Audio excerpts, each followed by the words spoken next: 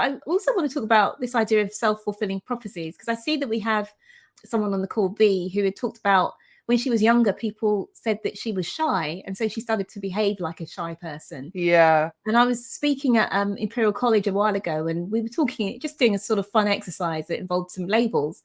And people were saying, well, hold on, what about self-fulfilling prophecies? So I'd just be interested to touch on those, because I find it quite empowering. If I say I'm an introvert and I'm not going to do da-da-da, or I feel this, this, and this, I find it empowering. And I don't think it limits me, because I'm aware of the range of behaviors that an introvert, but if you've got a more limited perspective on what, group X or label X, how they behave, can it then turn into a self-fulfilling prophecy? And so these names, titles and things, how useful are they and how limiting? An aspect of your question is also that some people will use it as an excuse, right?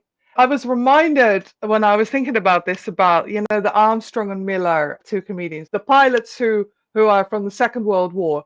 They speak in like street speak. Have you not seen it? It's absolutely hilarious. So they're pilots in the Second World War, but they're like, well, I said to the man, no, I can't do it because I've got a condition. And it's about like using their condition, whatever it is, as an excuse to not be able to do things. I've got a note and everything, says one of them, But what's at the heart of that is like, some people do like use a label as an excuse, right? And there is a fear in that as well. It's almost like if you self-disclose as an introvert, you might be thinking other people are going to think I'm just not trying hard enough. There's a lot of self-judgment often related to this. So I was also reminded of a South Park episode. For people who don't know, it's a really irreverent like cartoon series in America. And one of the little kids, Cartman, he's a little fat kid. And he goes to the doctor, and it's an episode about, it's called the Buddha Box, I think the episode. It's about anxiety. And he says to the doctor, anxiety, is that cool? And the doctor says, and bear in mind this is satire, doctor says, what it really is more than anything is an excuse to be lazy and lame to everyone around you. And the little kid goes, perfect.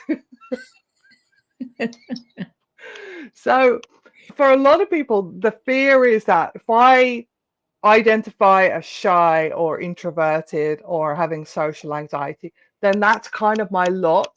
And it's almost like that diagnosis means that I can kind of get away with things. And so again, when we get to the title of the Ambitious Introvert, we've got that balance, we got that tension, haven't we?